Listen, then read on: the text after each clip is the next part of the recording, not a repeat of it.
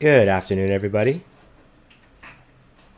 This is Nystagmus with Afternoon Tea. I know it's been a little bit, so I will actually be taking on the Civ 6 Challenge League from VectorCat. Now, he came out with a new game today, but I'm actually going to play last week's game.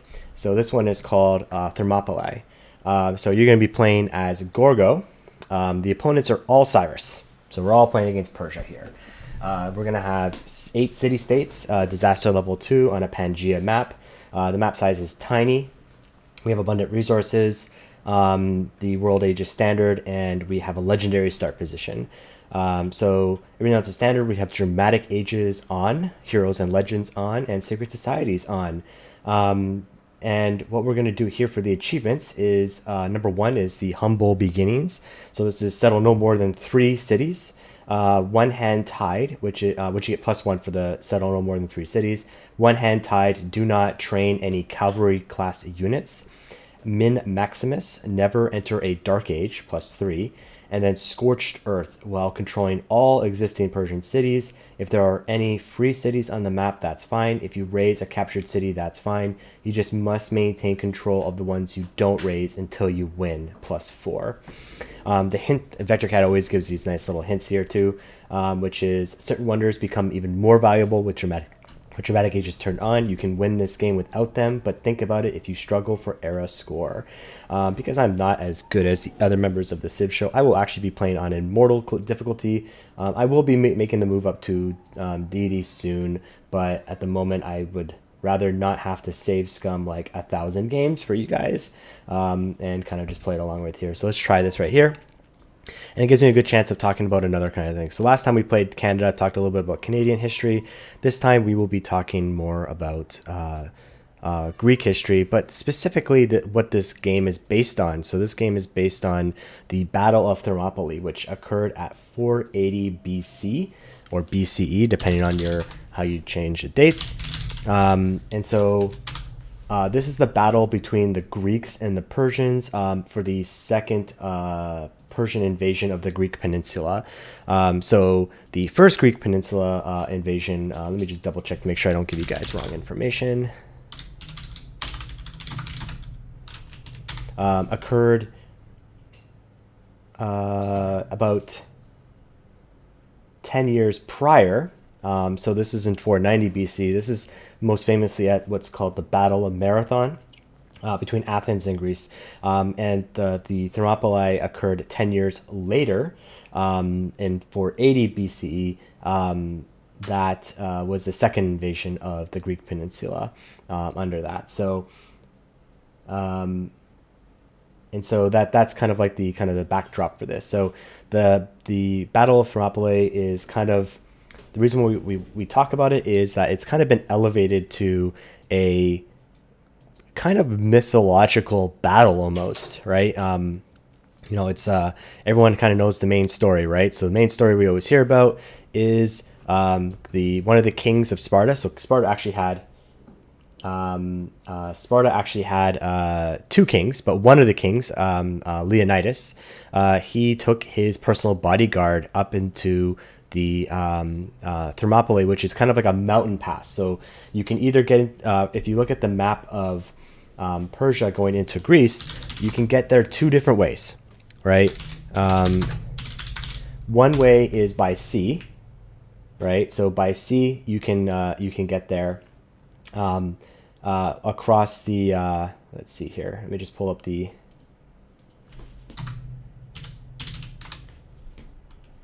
map of it here.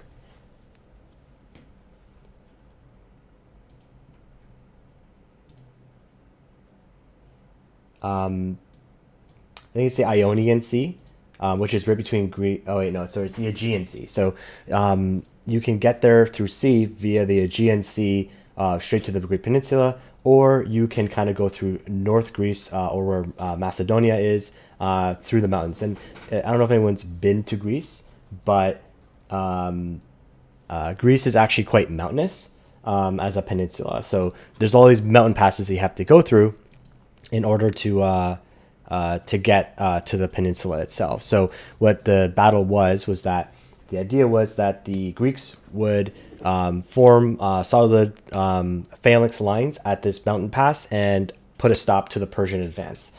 And so the story goes, this is kind of like the storybook version of it, that Leonidas brought only 300 guys there, and they held back the Persian army for 3 days, and they all ended up dying. And in a lot of the storybook versions, the Greeks were actually winning, and the only reason why they lost was because of someone betrayed them and showed like a mountain pass to get behind them, and they got encircled by the Persians and killed. So that's kind of like the storybook version of this. What actually happened is a little bit more complex. It's not as easy to say that it was like 300 Spartans. So there's 300 Spartans at that battle, but there were far more Greeks there. And a lot of times people will downplay the other Greeks that were there, their role. And so the way that we talk about this is the most classic movie that people come to mind about this. So there was actually a movie called I can't remember, it was in the 1960s.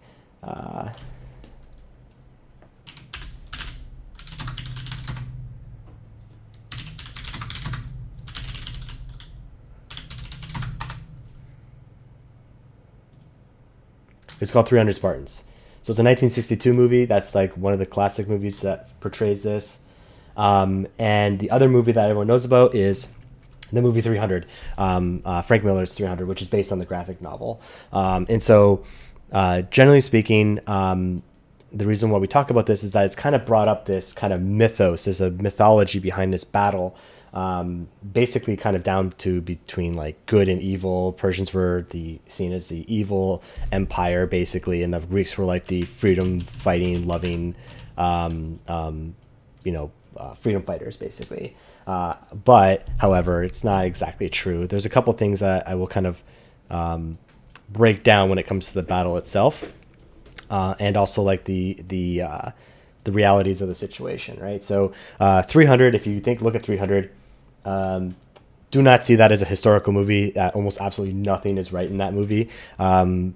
It's highly dramatized, like the way that the video is viewed. So see it as like, a fun movie to watch, but don't take everything they say in there with a big fat grain of salt, with how things actually were done. And so that's kind of the main takeaway I have from the 300 movie right there. So hey everybody, I know Shark's just here, so thanks for joining me, and everyone else. Hopefully everyone's doing well today on this lovely Monday. And so I'm just going to see, because VectorCat's usually very good at kind of setting these up. So I'm assuming that this is kind of like one of the mountain passes here. I'm going to build a scout to kind of scout it out. And we're going up against all these different AIs who are basically the Persian Empire. And so I got to figure out like a good choke point to kind of to stop their advance. Oh, someone had Butterfingers redeemed first. Very good. So we got ourselves a nice goodie hut over here.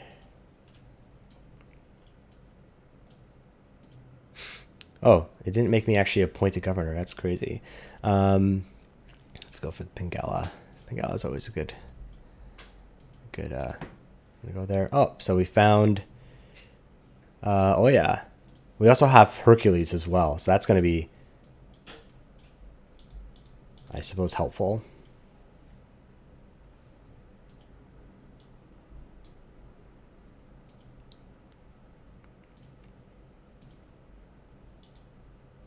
Oh, so there's one Persia. Oh, wow.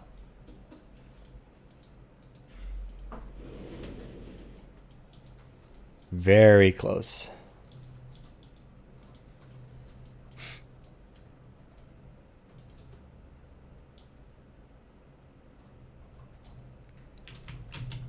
And I can steal that next goodie hut too.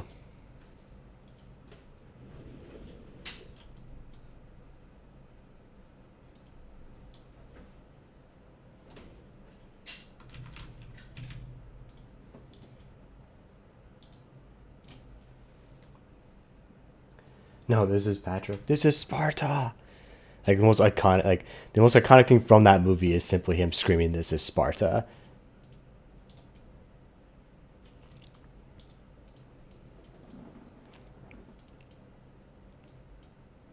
Oh, there's a lot of let's save this guy here. Okay, a COD. That's good. And I don't want to... One of the achievements is not to build cover units, so let's get to... Yeah, let's get pottery. And we'll get 4 in trade. Alright, so I want to get the extra because there's a lot of barbarians right now. We can get both God King and urban planning, so that's good.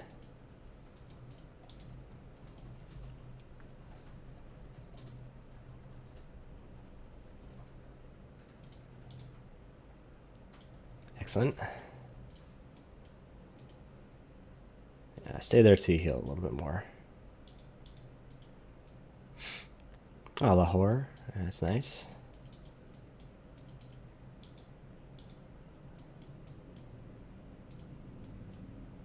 Ooh. Let's go across the river here. Attack the Persian warrior. There's a lot of militaristic city-states around here.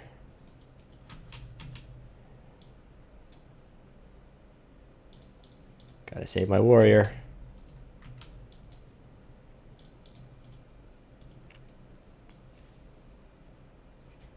This is Crescent Crab.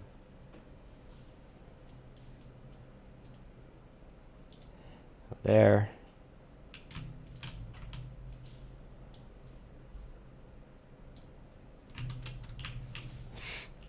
All right. Heal up.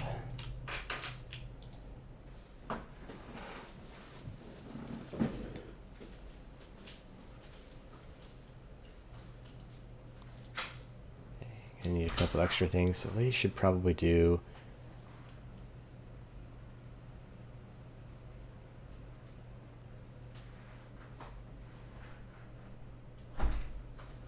we need a slinger. Then I'll do a devotion to Hercules so I can get my first couple districts.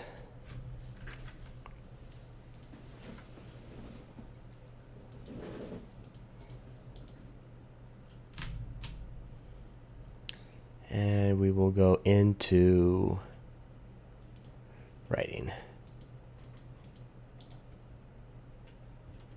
There we go. So I'm playing on Immortal difficulty, Aussie. So then, all right.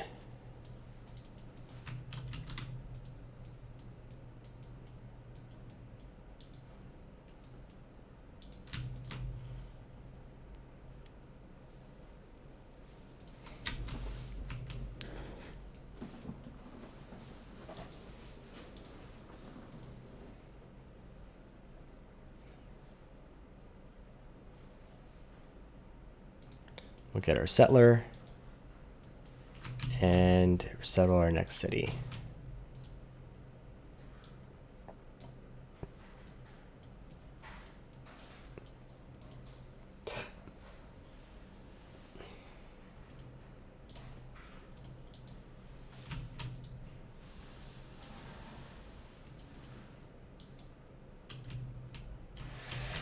All right. Yeah, we could be friends. So where's... Oh, so he's there. So 1, 2... Alright, so I should forward settle up here.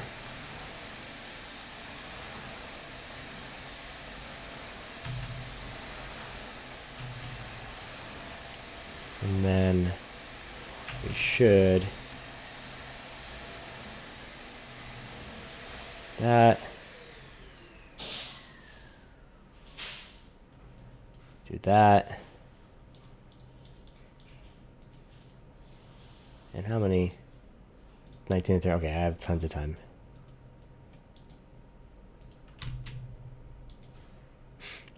Oh, yeah.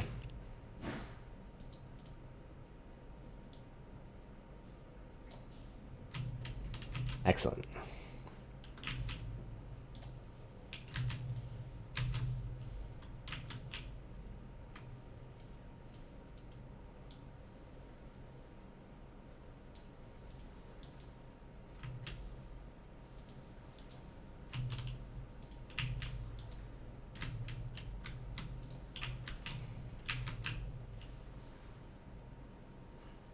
Hey, what's up, Clueless? Do that. Do that. Do that.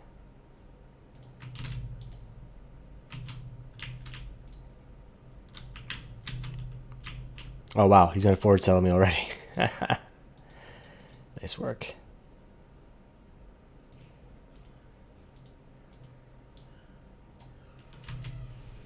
Ah, man.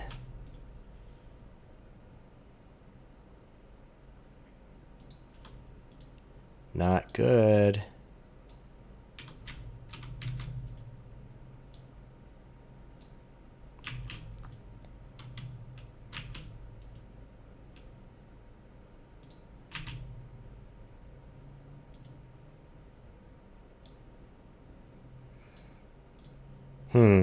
I wonder, could I steal that settler?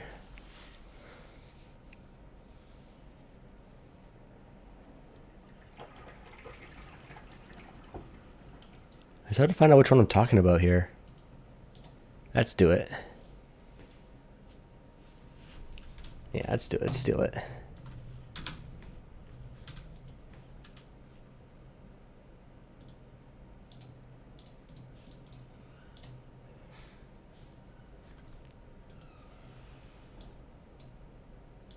At least it doesn't look like the other Persian empires are allied with each other, so that's good.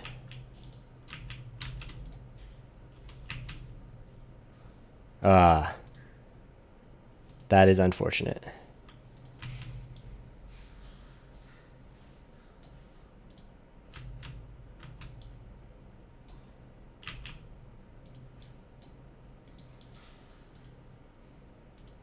Unfortunate.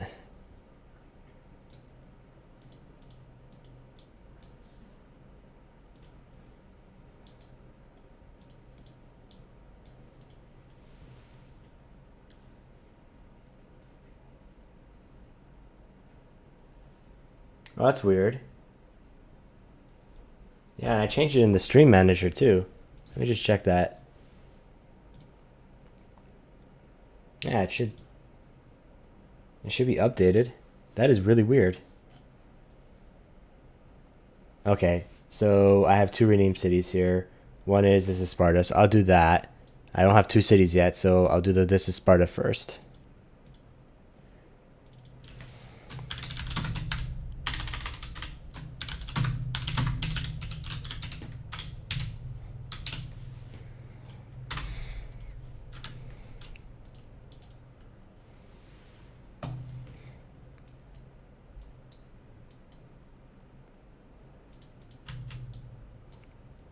All right.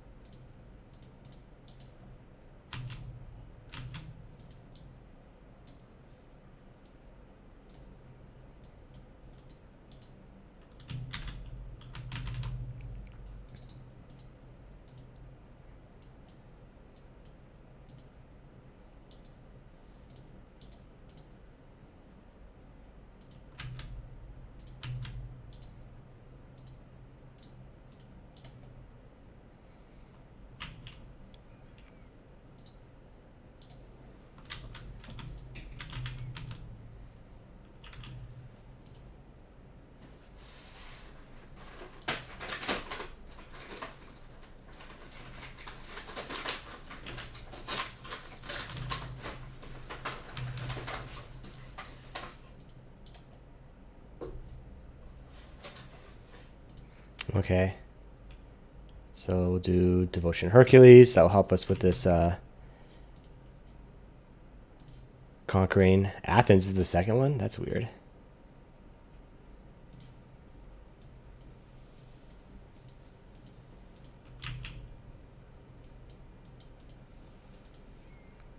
And what's up there? Governor tile.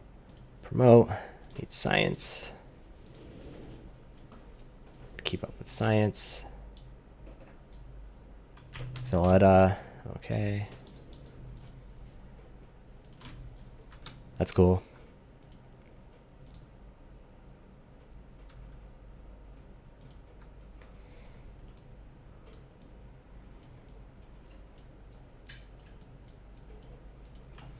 Very nice. You move back. You move back too. Move up. Move up. I'm gonna get Hercules. And I could take this city, I think. I think I can do it. Let's do it.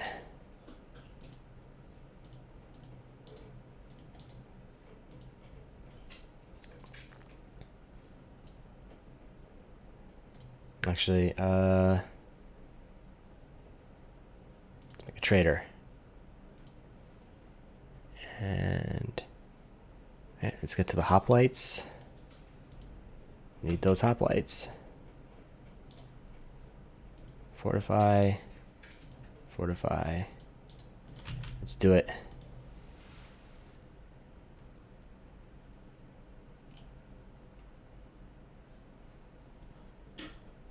Hey, Moy, what's up? Glad that you're here.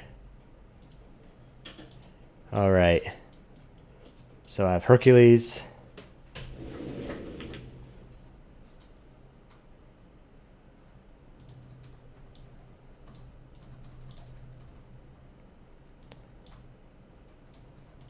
Let's do this. Yeah, fortify. Fortify, and you can just kind of explore out here. Very nice. Okay. That's pretty dumb of you. Fortify. Let's go. Maybe I can, nice.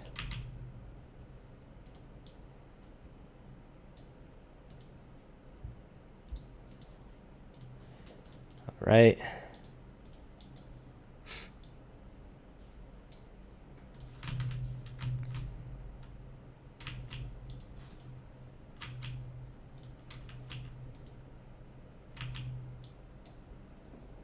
Yeah, maybe I can start pillaging some stuff just to annoy them. Just choose the Pantheon. So pastures might be good because I got a lot of these. Yeah, let's do pastures.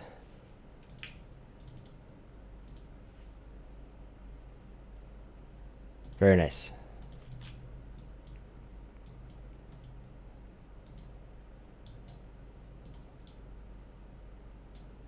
Oh, he has walls now?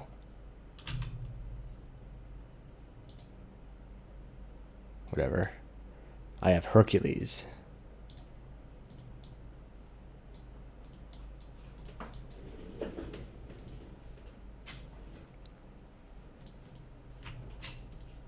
All right.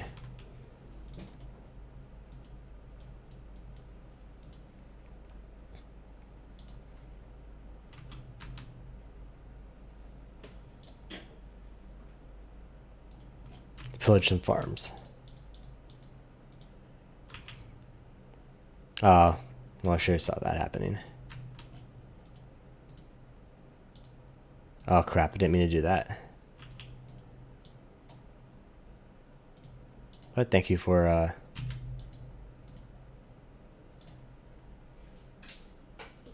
the very least doing that.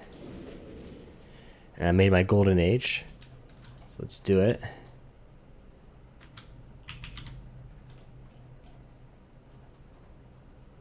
Let's build that hoplite. Let's move you to Athens. Let's go. Wait, who died?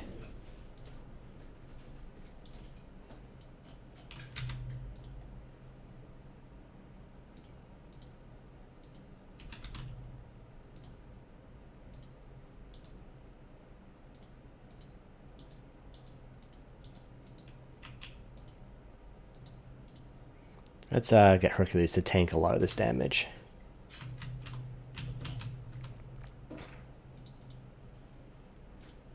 This is Sparta, and then the other one is, this is Patrick, I think, right? So let's see here.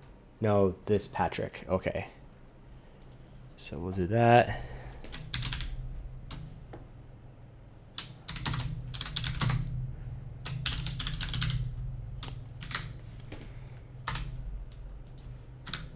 All right. Done.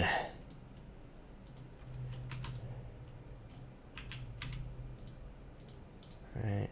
Hit that. Hurt him. Hurt him again. Nice. We'll hurt him. This guy can just heal up. Made my golden age.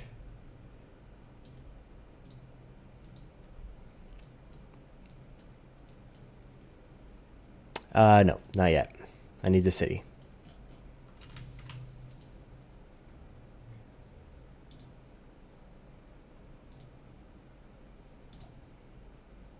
Got it.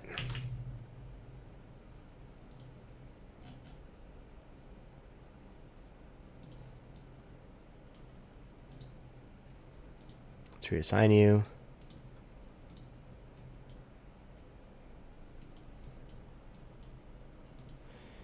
Keep the city. Heal up.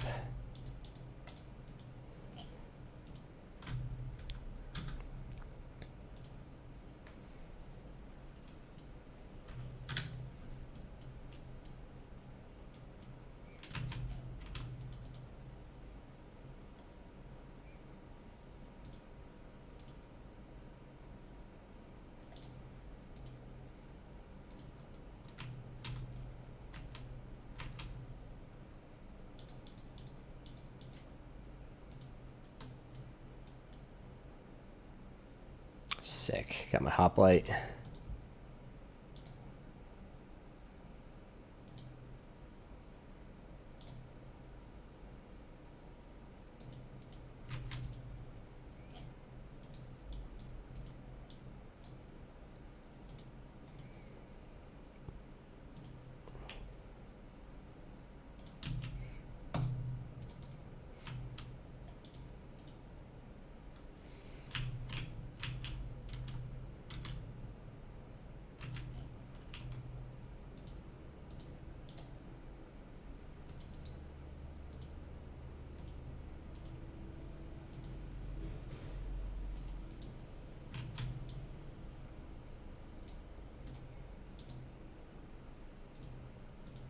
Hey, bring Hercules back here. Start helping us with these districts. Bring the hoplites up.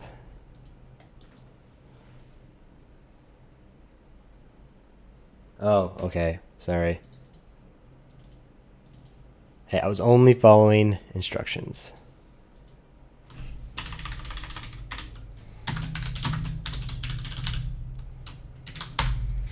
There we go.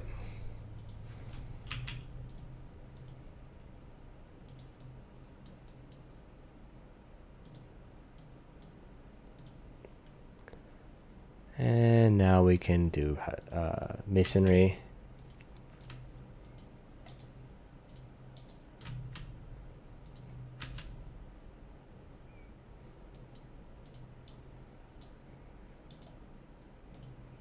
It's also can't buy a builder yet.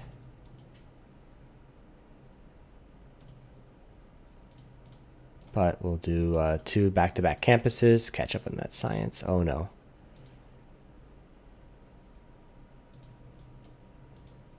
You're gonna pillage my damn thing, aren't you?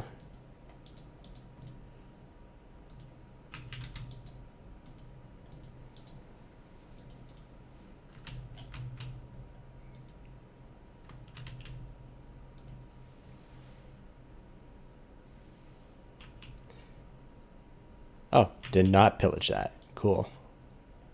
Very cool. Hoplites up. Heal up. Do that.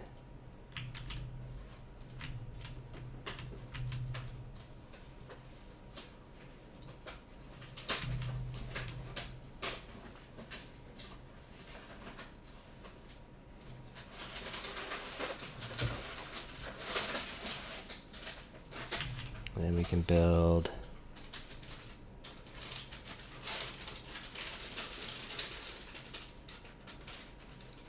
an encampment here.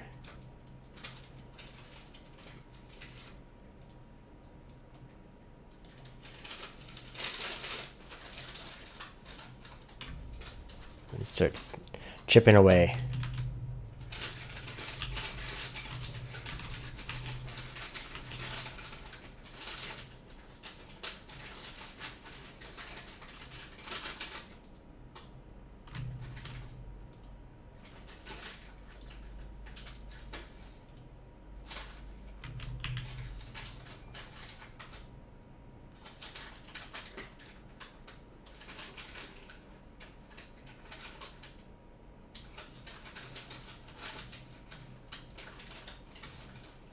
All right.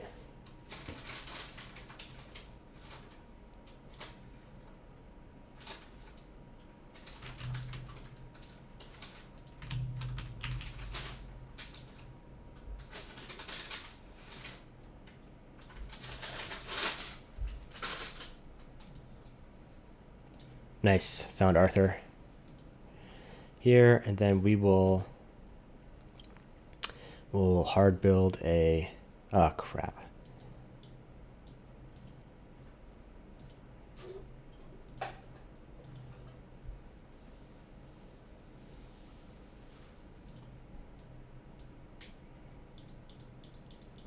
He's dang.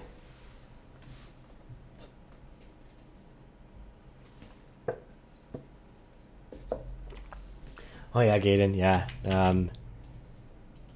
I really wanted this one. I played Canada prior to this too. Like I did a Diplo game, so I decided not to play Canada like again. Like I just felt that was a lot.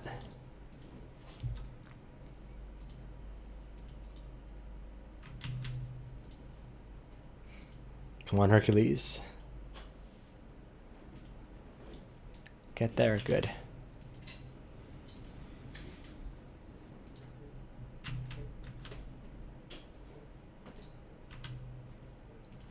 Oh. Very nice. Who am I at war with?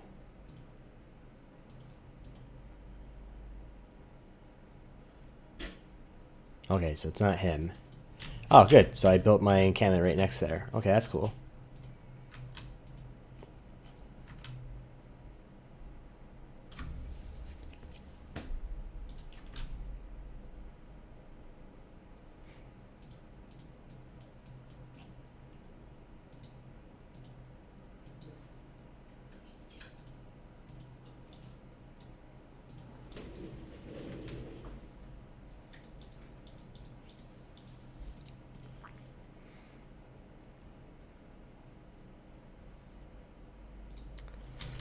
This cannot be good.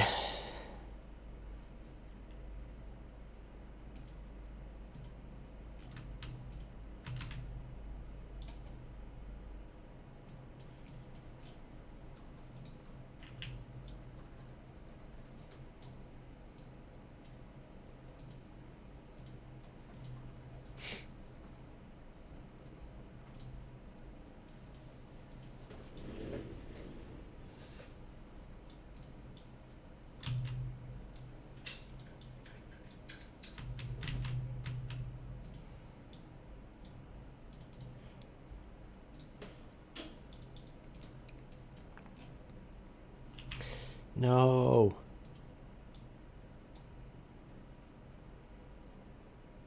No. Fortify. Go there. Let's do it.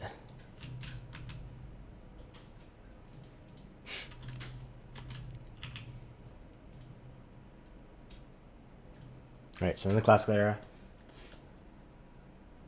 Oh, VectorCat challenges are in his Discord. I think that was a Reddit page too.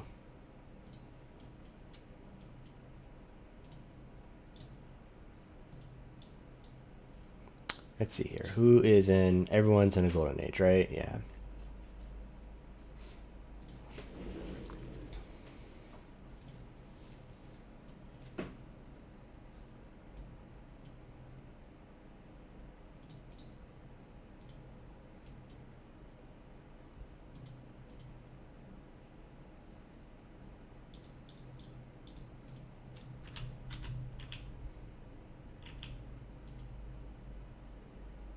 So being attacked by barbarians and by the Persians.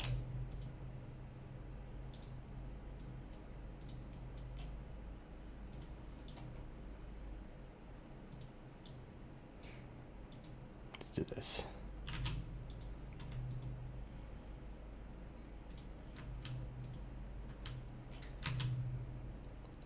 Yeah, you just keep fortifying there, Hercules. 5 more turns. Get a hoplite.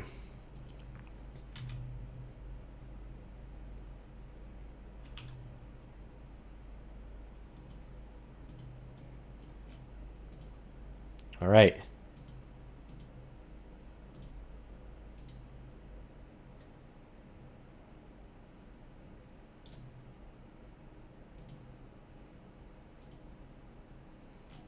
And let's build barracks.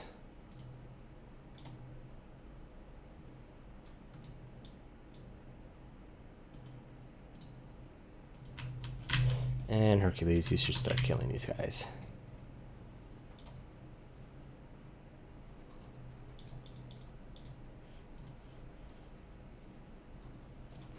Iron working.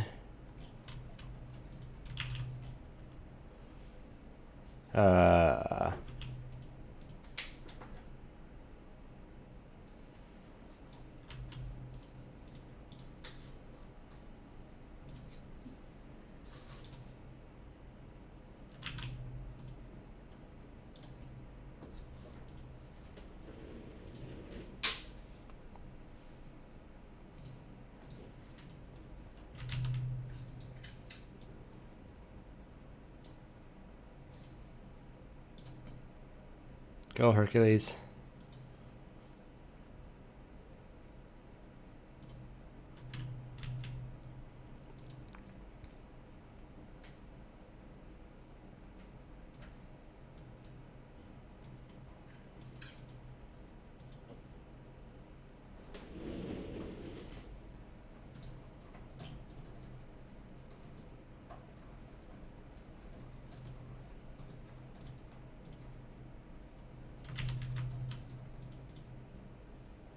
Three turns, and then I can move them. Yeah, so I'll move them up there.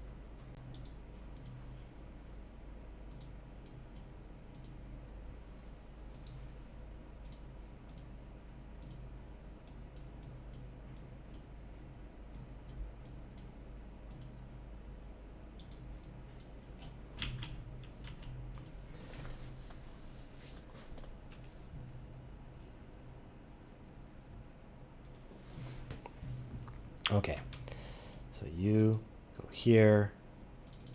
All right, well, I'm gonna lose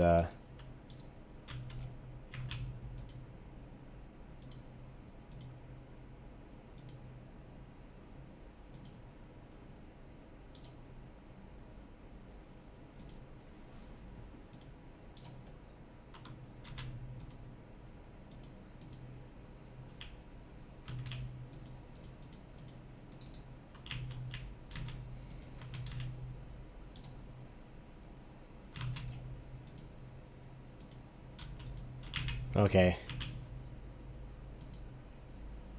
So I got a great work. Nice work.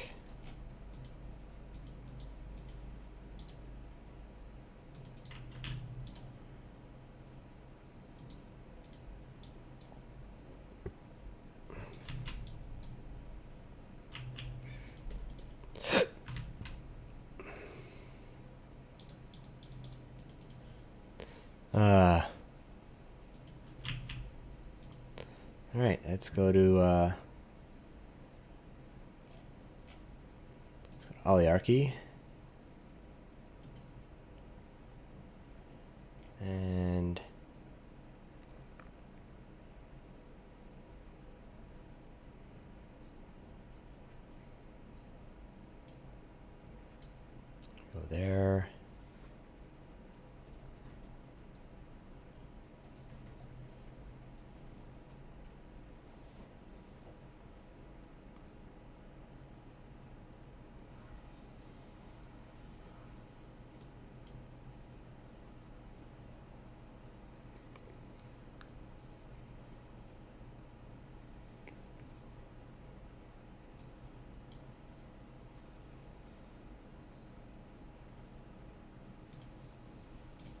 Okay.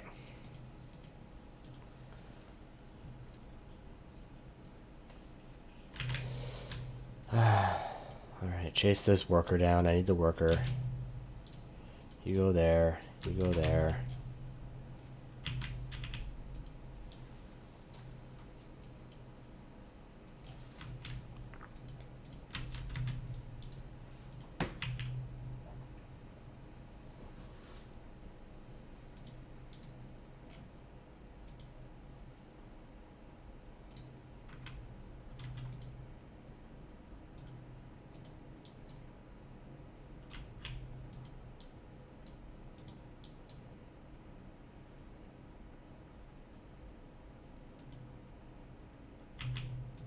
No.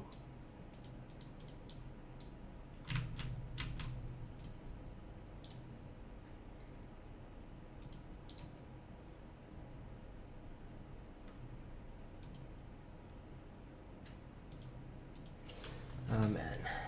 All right.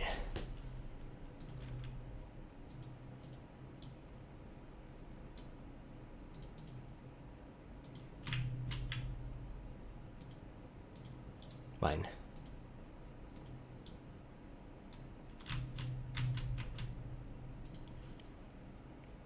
And let's get our wheel.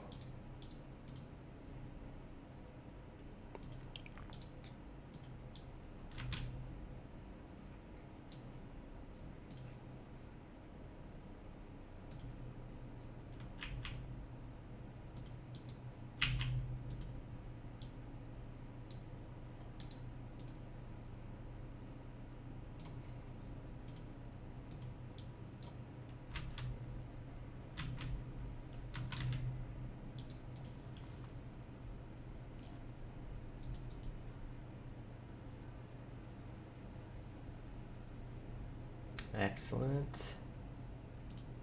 And do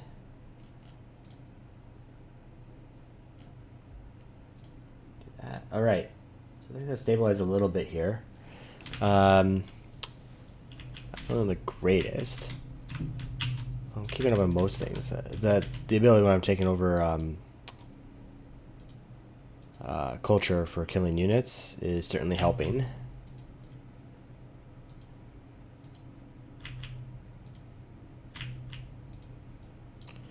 There we go. Get my encampment going up here.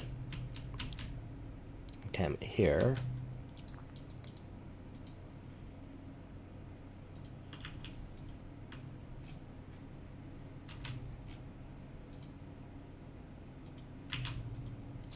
I am so gonna just pull a Zoe and steal the settler. Just gonna steal the settler.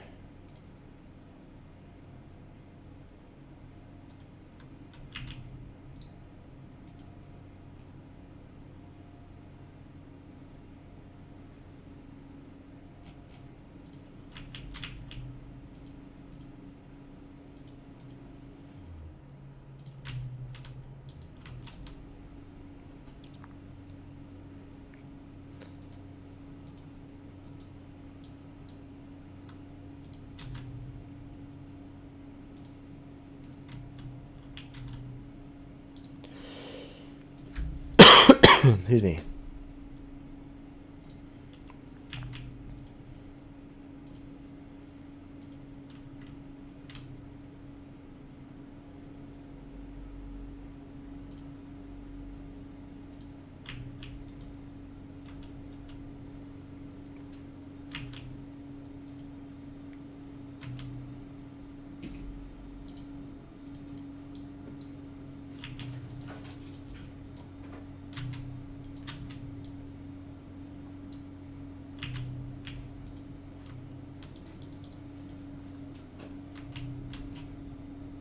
Oh man.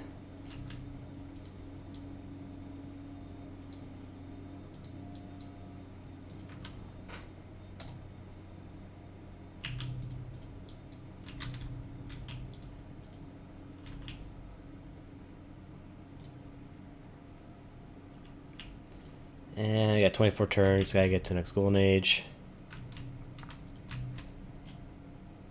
Oh, great. So I'm over with all of them.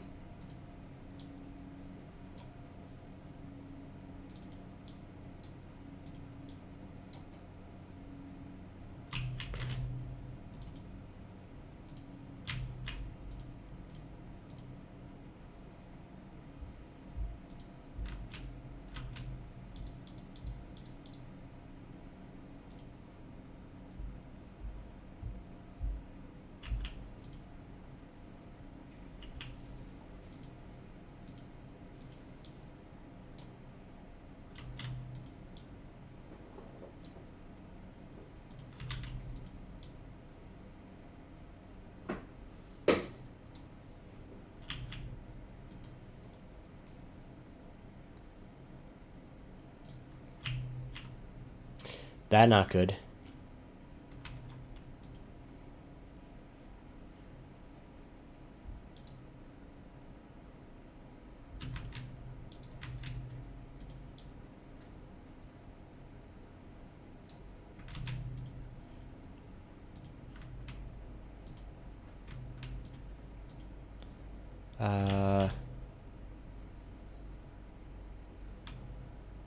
Let's reassign Pingala to, this is Sparta.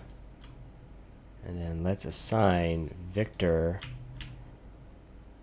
to Mazca.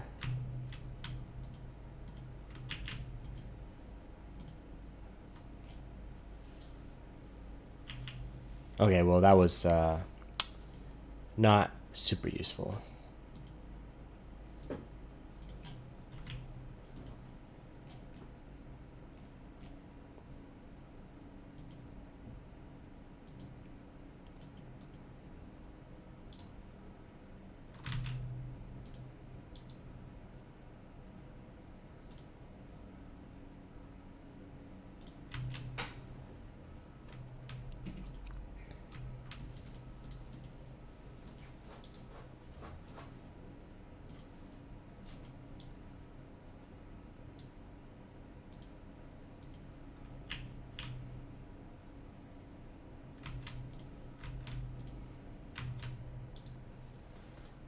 Not good. Not good.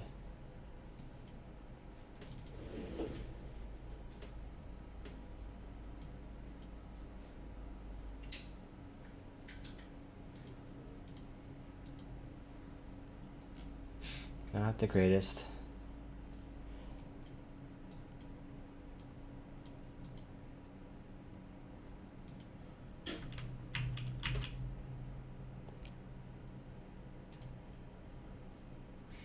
I'll accept that for now.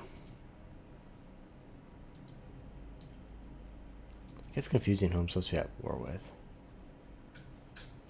Run away.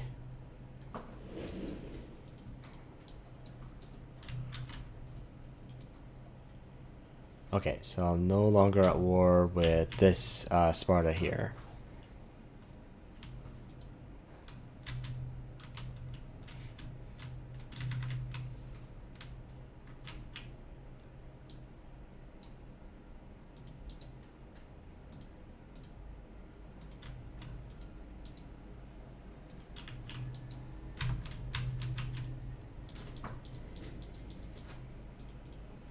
Okie dokie.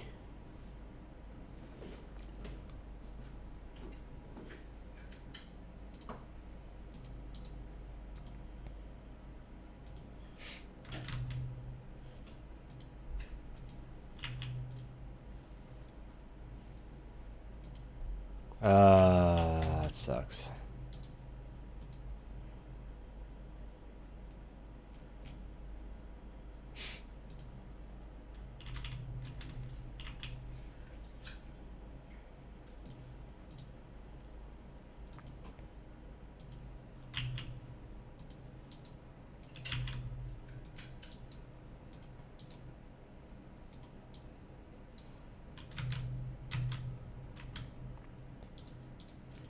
Not liking our chances, guys.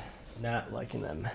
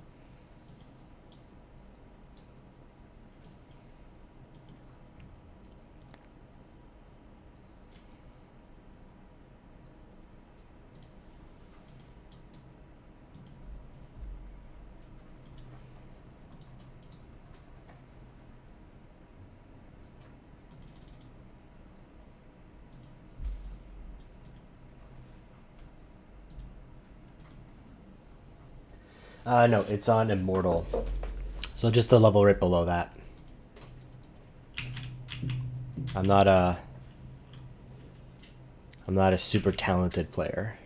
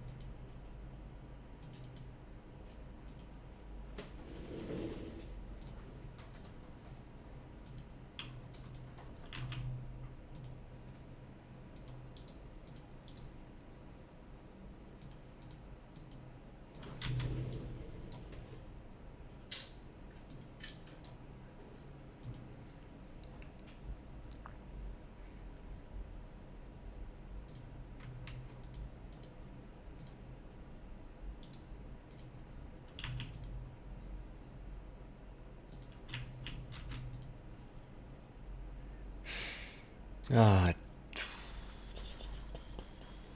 machinery. Machinery.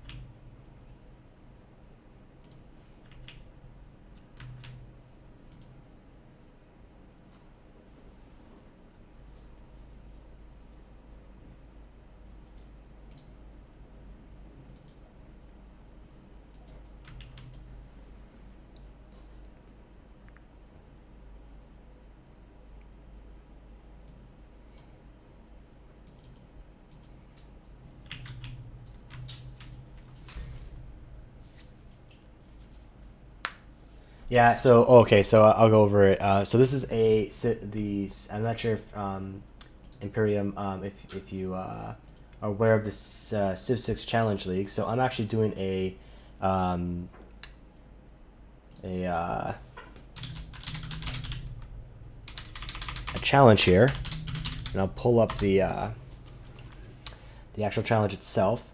So it's called the Civilization 6 Challenge League. They have a Reddit page as well, but they do challenges, and it's by a gentleman named VectorCat. And so he actually has a Canada one that just came out today, but I'm doing the one from last week, which is called Thermopylae. So you play as the Greeks, and all of your opponents are Cyrus, and he creates like the map seed and the game seed. Gives you like we're playing on dramatic ages, heroes, and legends, and secret societies.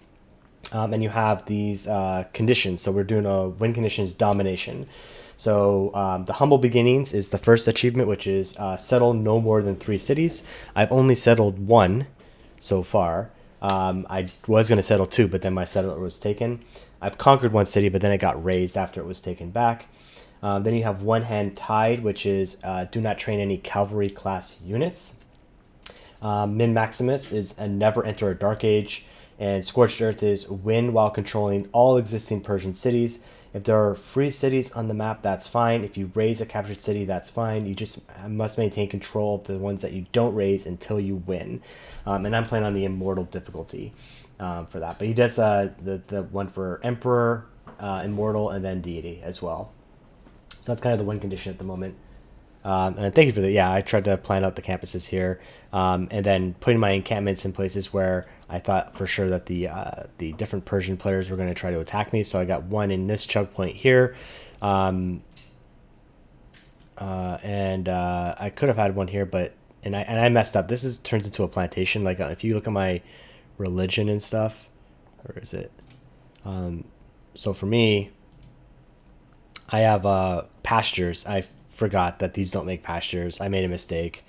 I was an idiot. I thought they were plantations, but my bad. But that was my mistake there.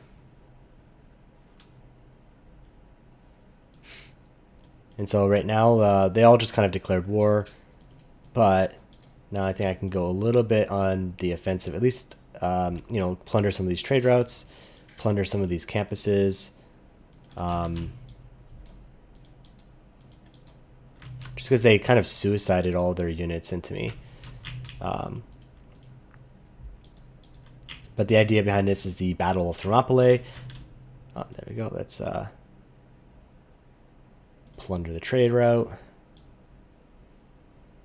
Up to the mine. Campus.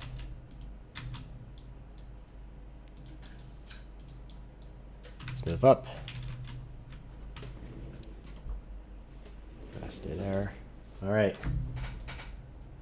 Yeah, it is. Well, a lot of his challenges are very difficult, but are very fun to play. So we'll see what I can do here. He doesn't look like he's put up any walls, so that's also great for me. And so I can do things like I can pillage, and let's just do this. So we'll pillage, extra science. Go up here, we'll pillage this. Yeah, am I at war with this guy?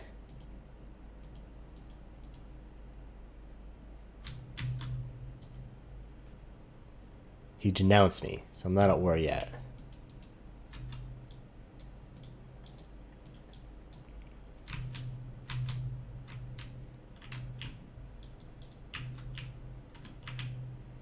Now I have 278, so maybe I can get a worker out here. Start getting these things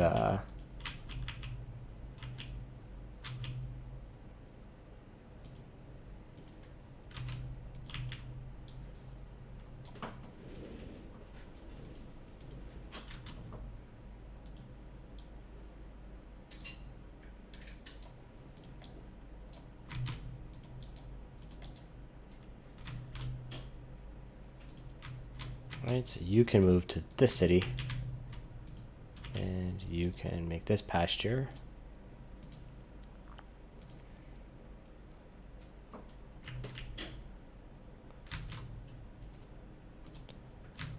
I haven't used trebuchets yet. I wonder how good they are. Probably not that great, but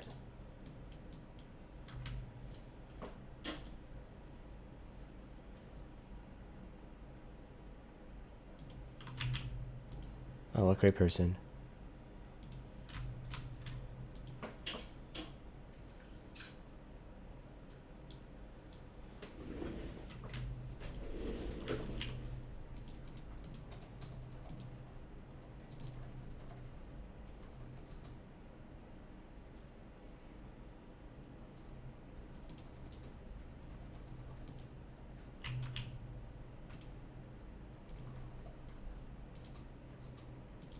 Alright, let's see what damage I can do here. No, not right now. I'm sorry. Are they fighting each other? Yeah, he's at war. Okay, cool. He has a deal with me and him. That's nice.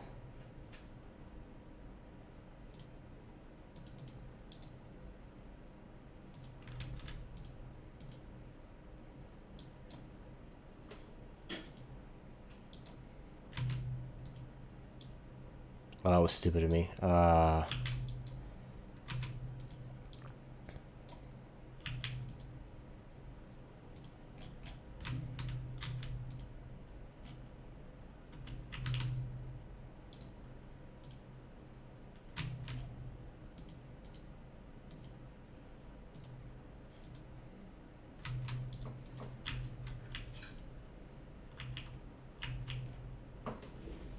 Go for it, other Persia.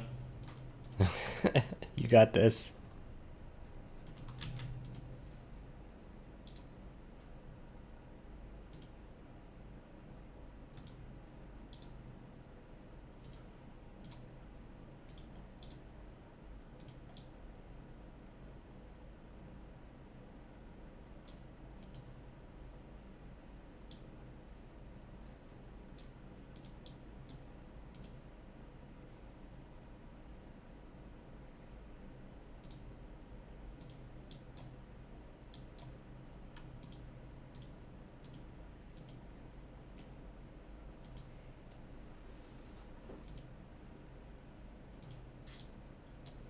Bring it on.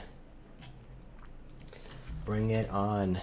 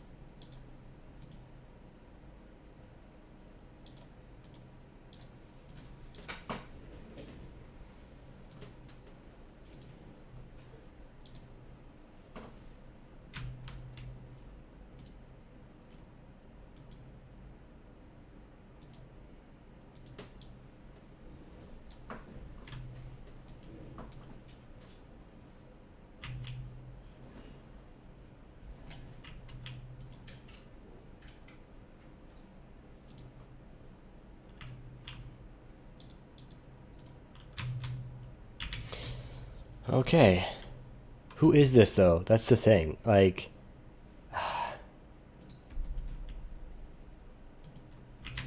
that's what makes this game hard.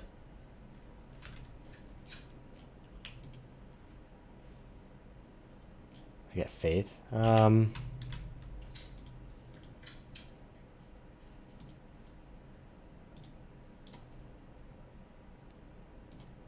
so this guy will be able to take it, right? Yeah.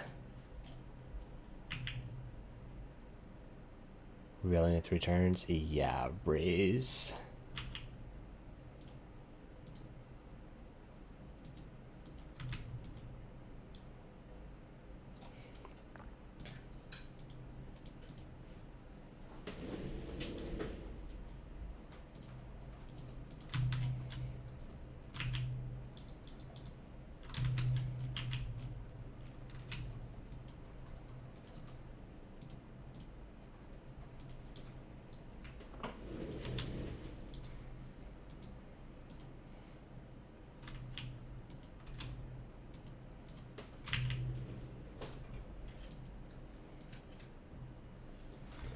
One of the historian guys. Yeah, I'm not a historian by trade. I'm kind of like more amateur historian, but it was my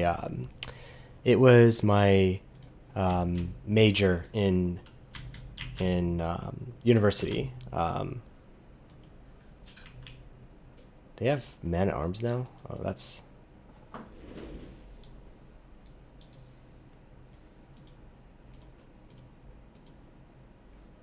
unfortunate.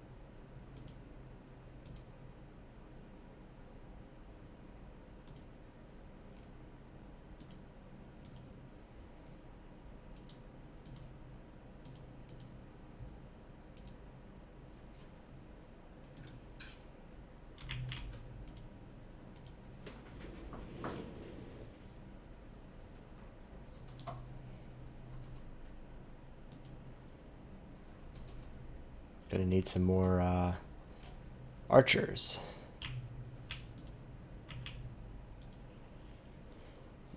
Give me all my science.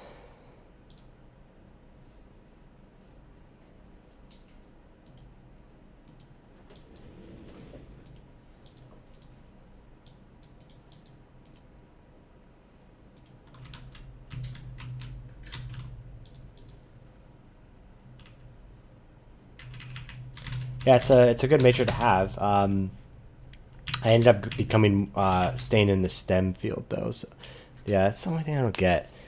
Like, he's trying to make peace with me, but I don't know which Cyrus is trying to do that.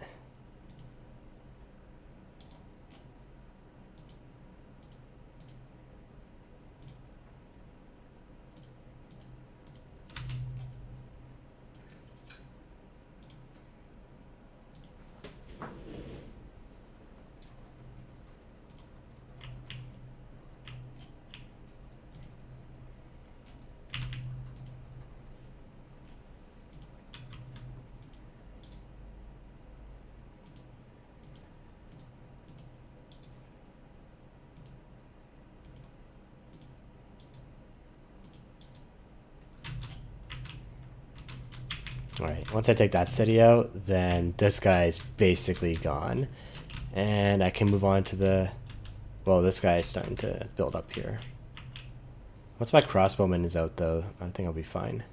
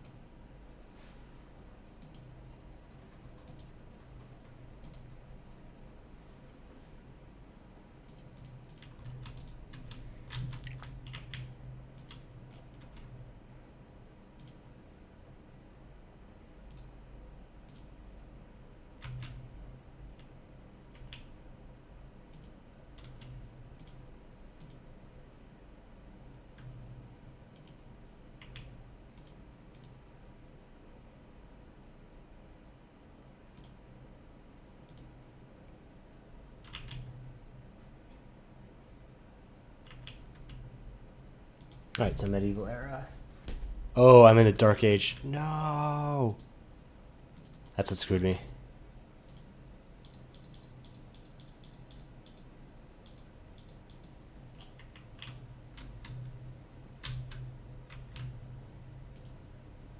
Everyone else in a golden age, that's not helping.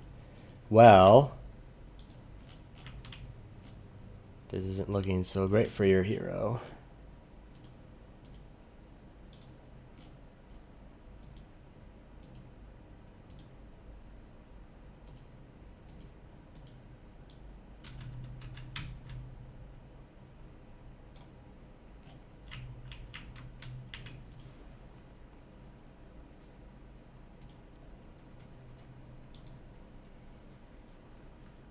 Hey.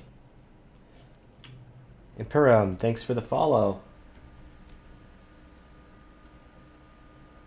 Yeah, so we were talking about that. I always get caught up in the game and forget to talk about the history stuff. I was talking about the Battle of Thermopylae. So Battle of Thermopylae in 480 BC, but 10 years prior, that was the first invasion of the Greek peninsula by the Persians. So under Darius, that's when the first invasion occurred, and the Persians were defeated at the Battle of Marathon. Now, the part that makes part for the second invasion, which is the one here in Thermopylae, is the second invasion of the Greek peninsula by Xerxes, and the Battle of Thermopylae, we kind of chatted about how it's kind of been elevated to this mythological kind of battle between, basically, like the way that it's kind of propagandized is, yeah, let's accept that deal. I need to bring these guys back to help. So it's got to be militaristic, right? Every city-state's in militaristic, it looks like. And I don't know what this Cyrus here. So yeah, thanks. Which Cyrus though?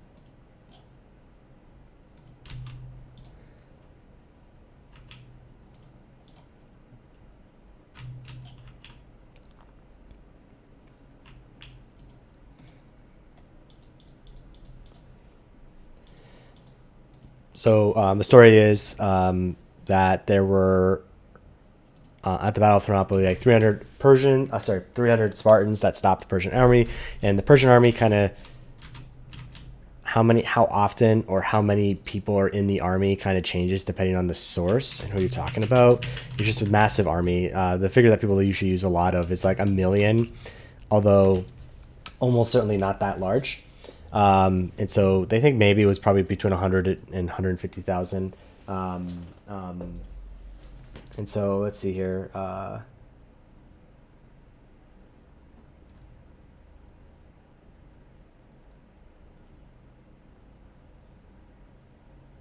Let's see. Yeah, 150,000 soldiers in the Persian army. And so when we look at the different ways in, when you're the Persian Empire during Xerxes,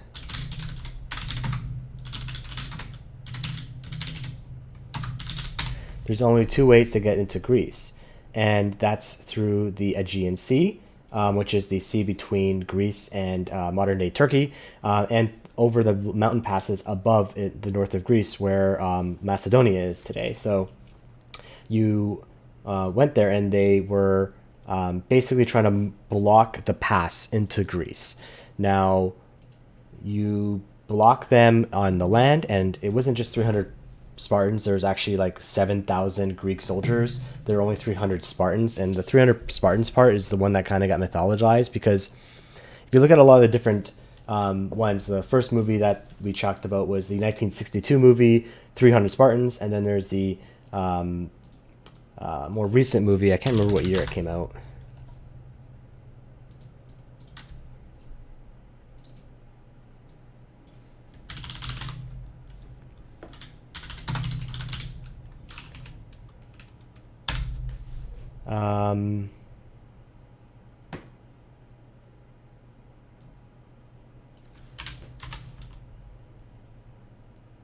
2006, right? And so those are like the two main movies that people know about when it comes to the Spartans. And in both movies, I don't know if anyone's seen the 1962 version, but they kind of still did the same thing where they made it seem like the other Greeks didn't know how to fight, and it was all the Spartans that did the fighting, which is kind of weird.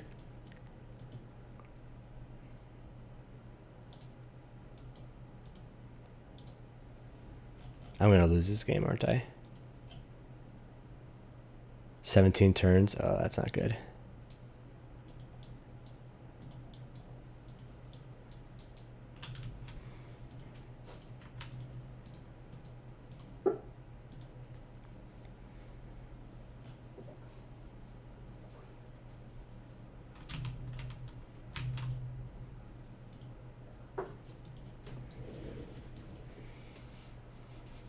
And so kind of like the stories behind that, yeah, I'm gonna lose, guys. This is gonna be dark. The dang dark age is what did it.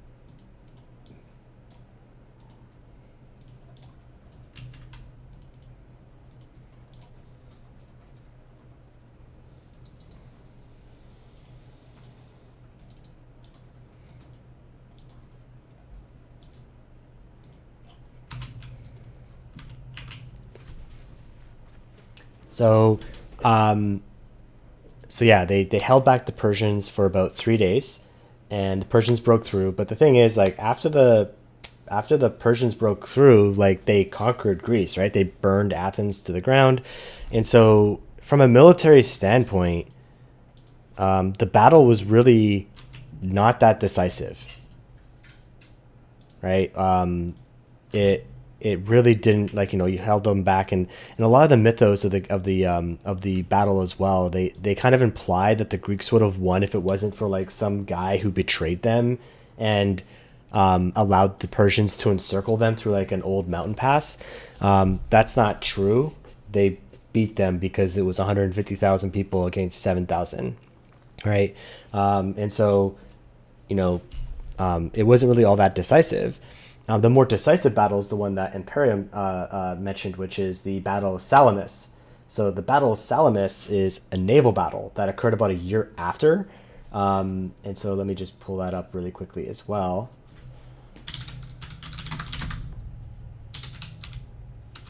I think it occurred in in 480. So it was later on afterwards, right? So what happened is that the Greeks had about like 300 ships, and there's different figures for how many ships the Persians had, but they had about 1,000, so they outnumbered the Greeks like 3-1. In some cases, they outnumbered the Greeks 9-1 in some instances, but they were outnumbered, right? So that's the most important thing. What the Greeks were really good at was counterintelligence, and so the Greeks kind of implied or made it like they leaked out that their fleet was in disarray. So the Persians just threw all their ships into the Salamis Bay, which is really narrow. And when they got in there, all the Greek ships were just lined up. And when they're lined up in battle formation, they just completely destroyed the fleet. In fact, what happened was Xerxes was actually watching the battle from like a cliff point, and was like really upset after the Persian fleet was destroyed, to the point where he kind of just left at that point. And then the Greeks were finally able to get rid of the Persians at the Battle of Plataea. And so the Battle of Plataea basically had about 300 to 400,000 Persian soldiers versus 80,000 Greeks.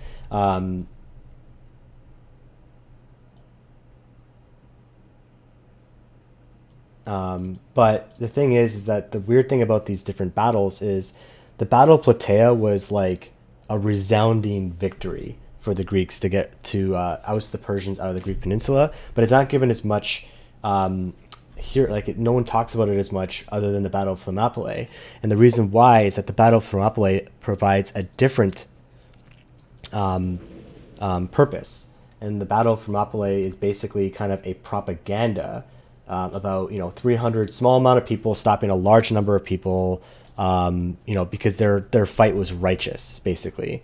And so that was the kind of idea. Like it became this mythos where it was this amazing battle, and they would have been able to do it if it wasn't for a bunch of different attributes. So that's kind of the main thing too. So now in the movie 300, right? It's kind of very like, don't take everything that 300 does with like a big grain of salt, because it's not very historically accurate. Not at all, right? Like, for example, they kept talking like, what do they say in 300 a lot? There were free men that were fighting for freedom and stuff like that, and the Persians had a big slave army. That's absolutely not true.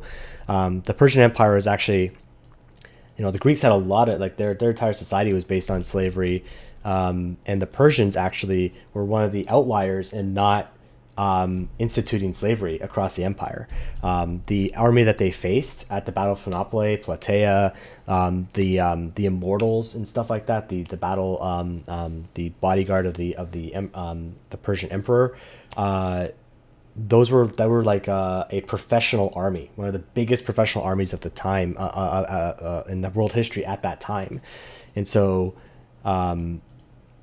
it's one of those things where it's always portrayed that the Greeks are the good guys and the Persians are the bad guys, but I don't know if you're looking at the from like modern perspective, are the Persians really the bad guys? They're they were an empire that banned slavery essentially.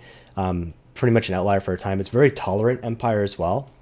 Had a lot of different groups of individuals who lived in it, so they were very tolerant of like their religion's Zoroastrianism, but they were very tolerant of other religions as well and other pantheons, and so there was never like mass conversions or anything like that. So in 300, they make it seem like they're like tyrants that like just move around and take over places, but it doesn't. That's not like the historical like view really of how that works, and so it's really strange. Like Thermopylae is kind of given this really big importance when it really wasn't that important from a military standpoint.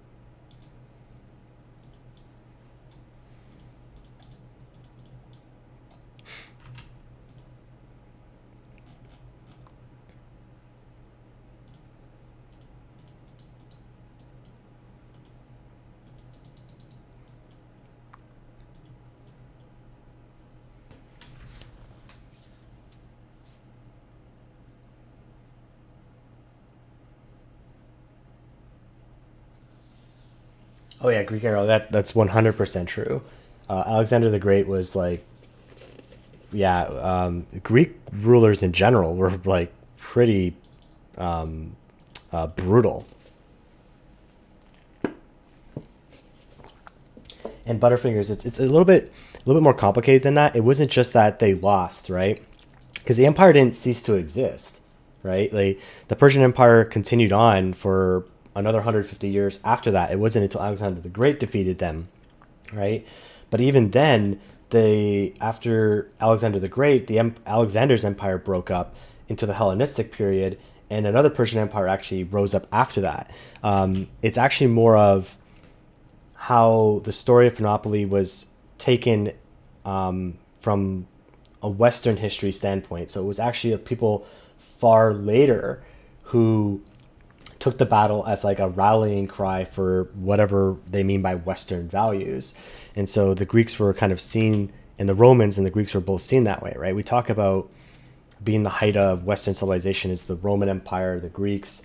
But by modern standards, a lot of the things that they did were undeniably brutal. The Roman Empire was basically built on slavery. They're, they basically had slavery en masse during that empire as well. So it's kind of like not only the victors winning, writing history. It's people who are taking that history who want to make it a part of their history and how they want that then to be perceived, right? So that's why when you see a lot of it, it's always about it's always mentioned that the Persians had a slave army for some reason, even though they absolutely didn't. And so it's again one of those things where they kind of, a lot of people will superimpose modern values onto people from the past, right? So thanks for the follow, Super Penguin.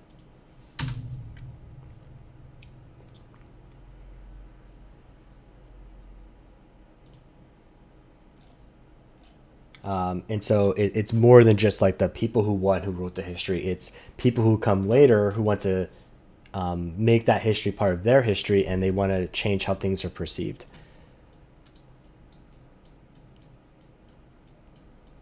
Right, and we do that even for things a little bit more further along, right? For our American viewers, the American Revolution kind of takes upon that too, right? The founding fathers are very much revered as like these kind of titans of people. Now, the founding fathers were very much influenced by a movement at the time called the Enlightenment, right? And in fact, when people talk about the actual political philosophy behind the United States' democracy, a lot of it is based on French philosophy, and a lot of it is actually how the American government was initially made, or how it was set up, was actually a lot was borrowed from the Iroquois Confederacy, which was their form of government. They had kind of a decentralized system as well that the American founders very much borrowed a lot from. And so when you look at how they're perceived now, the American Revolution is always seen as, think about it, like it's the American revolutionaries were fighting on the side of freedom, no taxation without representation. The British were like these, you know, were these horrible tyrants. But the British Empire was the first, was able to ban slavery before the Americans did, right? The British Empire outlawed slavery about 30 years prior to the Americans, and they had to fight America had to fight a war to get that done. And so that's what makes history interesting. It's not just like the memorizing the facts and dates, right? But it's how we use history to shape our modern viewpoints and what we think of the past. Narratives are just as important as like the date. The fact that the Battle of Marathon occurred in 490 BC is probably the least important thing of the entire event, right? It's more important about how it fits into a larger narrative.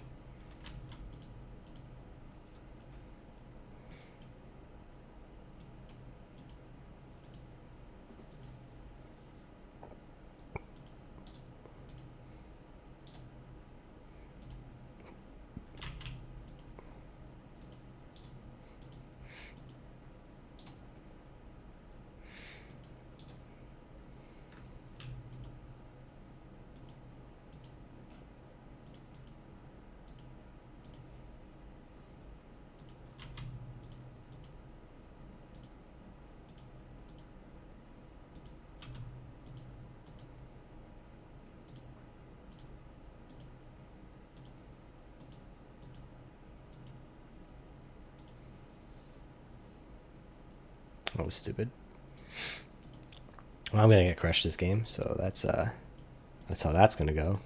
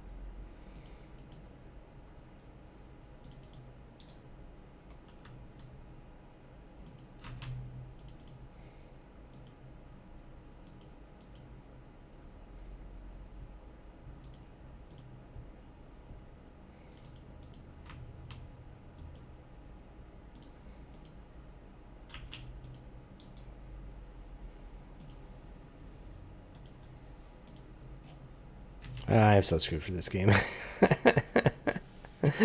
Oh, Vector Cat, you make good challenges.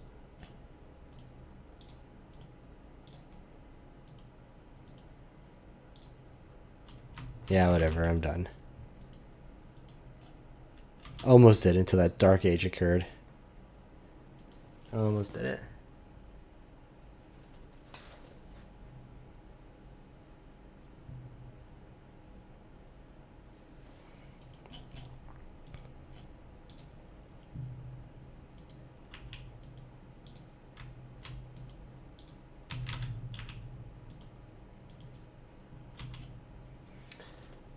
Greek arrow, definitely. The same thing happens in Canada too. Very little, or at least when I was in school, which was a while ago. At this point, last time I took Canadian history, well, I took it in university, Canadian history, when I did my major. That was back in the early 2000s, and even back then, to mention like what the Canadian government did to the indigenous population here, if it was whether or not it was a genocide was still like debated, hotly debated, even though like like certainly was based on like any common definition of it. And so that it's changing. I think that maybe they're being a little bit more accurate, but it's very little of it ever touched on in high school or elementary school.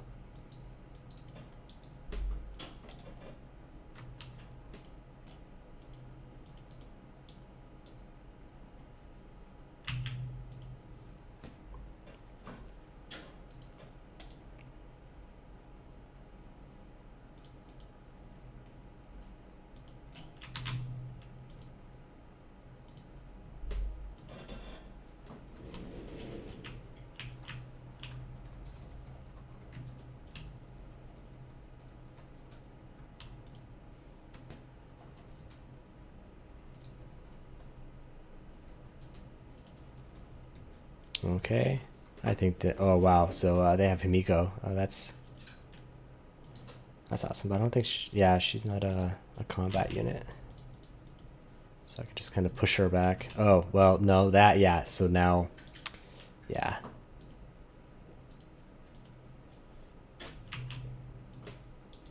That's not good.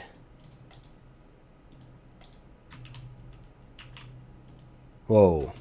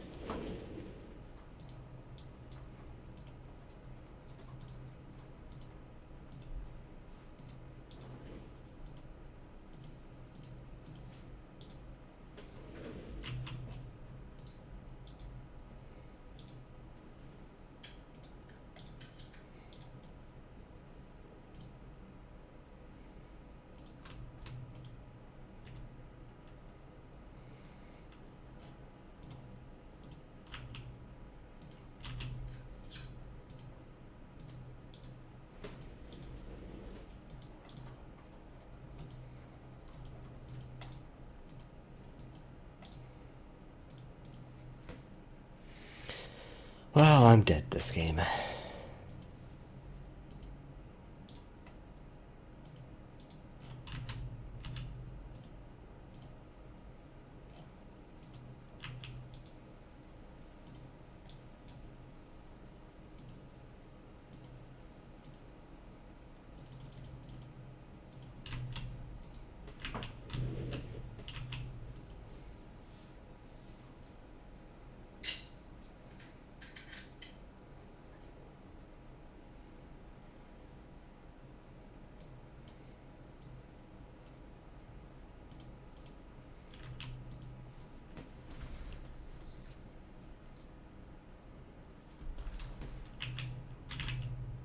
No.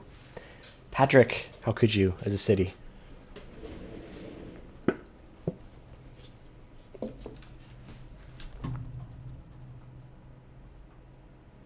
makes me worry. It's always altered by where you live. The most important thing is just to have a couple of things I usually let people kind of, one way of looking at it is this, and it's kind of imperfect, and I'm not a historian, right? So I'm an avid, this is something I do as a kind of a hobby, right? And so I'm not a professional historian, but one thing is to, when you're studying history, the idea behind it is to look for, essentially the truth, right? And then in addition to that, ranged.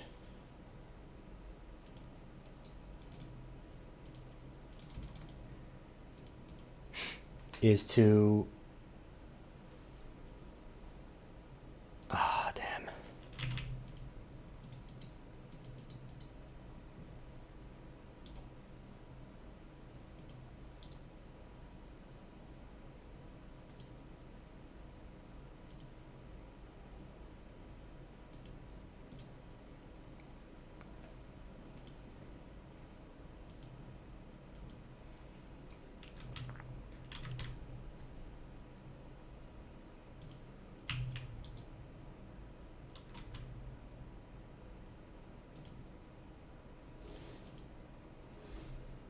Yeah, I think I'm dead, guys. I think I'm dead. I'm dead. Yeah.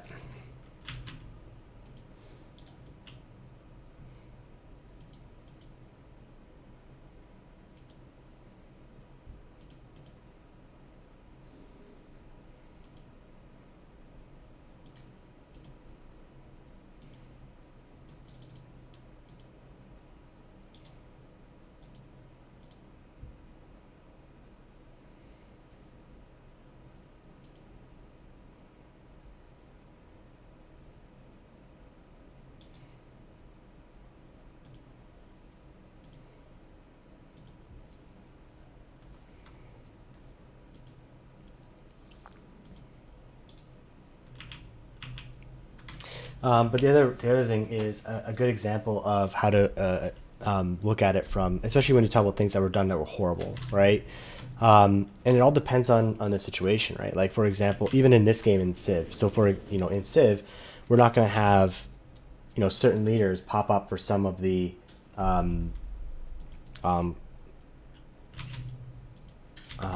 for some of the civs, right? For certain reasons as well. Whereas, ones that were a long time ago, even though they've done it like atrocious things, they're a lot far more removed, right? So like Genghis Khan is a leader, and he did a lot of really bad things too.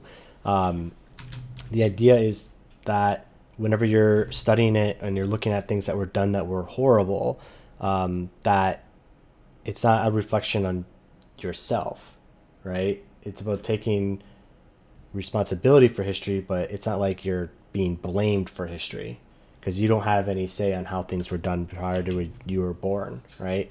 So the one way of looking at it is the same way how the Germans study their history, especially when it comes to the Holocaust.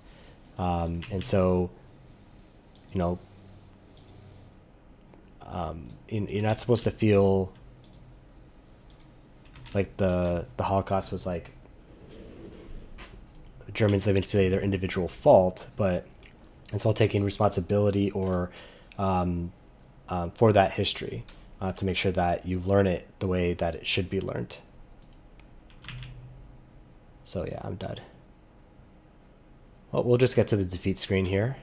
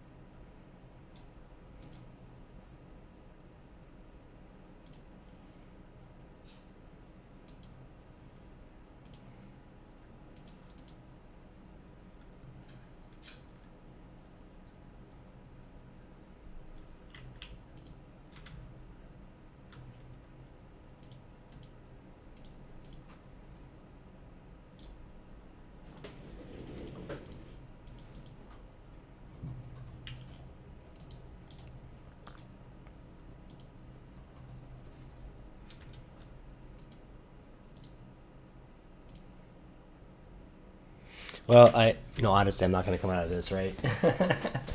So I think I'll call it a stream from here. Failed Vector Cats challenge, unfortunately. But thanks for everyone for hanging out who did. It's a nice little discussion here. So what we do here for new followers, this is the TheCivShow. I'm one of the 3 members. So my name is Nystagmus. We also have Razing Zozo and MoySauce. We each do our own solo streams depending on the day of the week. So I do Monday afternoons, Eastern Standard Time, so 2 p.m. Eastern Standard Time usually. And I go usually for about a couple hours. I'll usually try to do some kind of historical perspective. So I did this one for Thermopylae, kind of talk about it a little bit.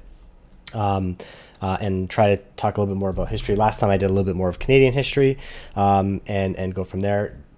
In the morning on Tuesdays, that's when Razing Zozo usually streams. He does Good Morning Amenities.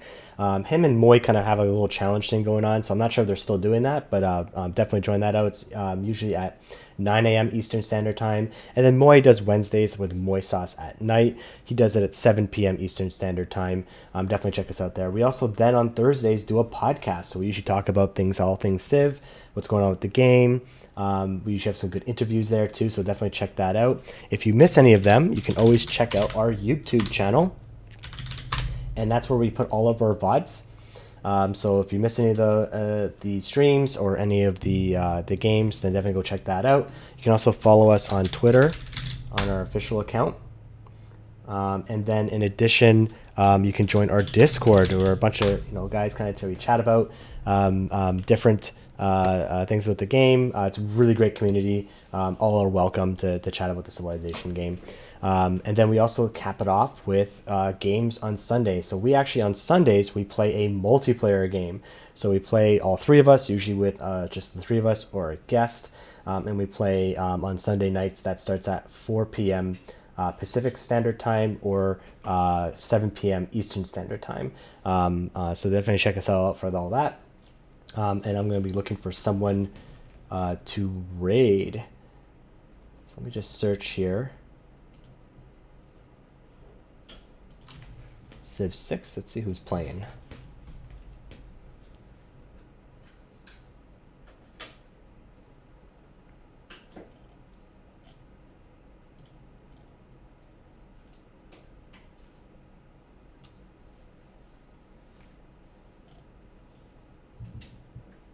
We got Normalator. Normalator's playing, so he's playing actually I think he's in the CPL right now. He's playing some of the CWC finals. So let me go ahead and we'll do that.